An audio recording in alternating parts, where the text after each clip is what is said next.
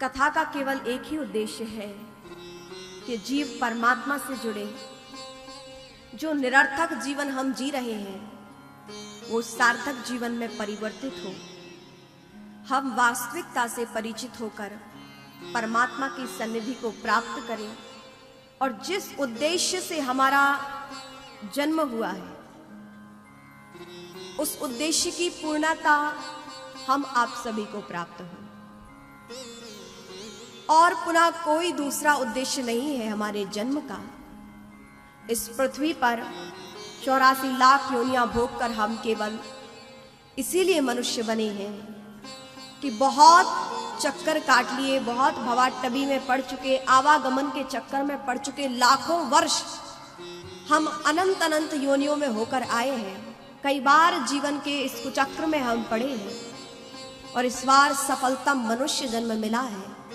तो इसका केवल एक ही उद्देश्य है कि जीव परमात्मा को प्राप्त करके अपनी मुक्ति का परम लक्ष्य प्राप्त करे। एक ही उद्देश्य से जीव का जन्म होता है कि अपने कर्म बंधनों से वो यहाँ मुक्त हो। जैसे भी हमें हमारे जीवन में सुख दुख आ रहे हैं, प्रसन्नता पूर्वक धन्यवाद प्रभु का ज्ञापित करते हुए इन कर्मों की निवृत्ति के लिए हम हमेशा सत्पथ पर चलते हुए अपने कार्य करें और इन कर्मों को यहीं समापन करते हुए हम प्रभु की प्राप्ति करें, ताकि हम मुक्त हो सके और इस आवागमन के 84 लाख के चक्कर से हम आप बच सकें। यही जीव का उद्देश्य है, लेकिन माया का प्रभाव पड़ता है और हम समझ नहीं पाते हैं। अपने लक्ष्य से हम विस्मृत हो जाते हैं, भूल जाते हैं और फिर मनमाना आचरण करना प्रारंभ कर देते हैं। इसी मनमाने आचरण से हमें बचना है। कैसे बचे?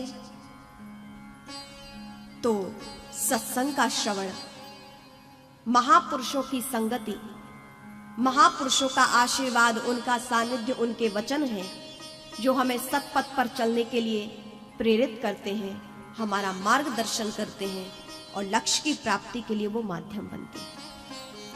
इसलिए सद्गुरु की जीवन में परम आवश्यकता है। स्वयं भगवान भी आए इस संसार में तो उन्हें भी सद्गुरु की आवश्यकता पड़ी है। ऐसा नहीं कि भगवान स्वयं प्रकट हुए तो उन्हें किसी की आवश्यकता नहीं। वैसे तो भगवान पूर्ण है, वहां पूर्ण विराम लगता ही नहीं। पूर्ण है, अनंत है परमात्मा। लेकिन भगवान ने संसार में आकर बताया है कि जब मुझे गुरुदेव की आवश्यकता है तो मनुष्य को क्यों ना होगी। जो लोग कहते हैं कि मुझे तो कोई समझ ही नहीं आता किसे गुरु बनाए, अरे भाई, गुरु बनाने की आवश्यकता नहीं है। आप सद शिष्य बन जाओ, परमात्मा ही गुरु रूप में आपके जीवन में आ जाएंगे। आपको गुरु ढूंढना नहीं पड़ेगा, गुरु बनाना नहीं पड़ेगा। गुरु तो बने बनाए हैं, वो पूर्ण है। बनना है तो क्या बनना है? शिष्य बनना है।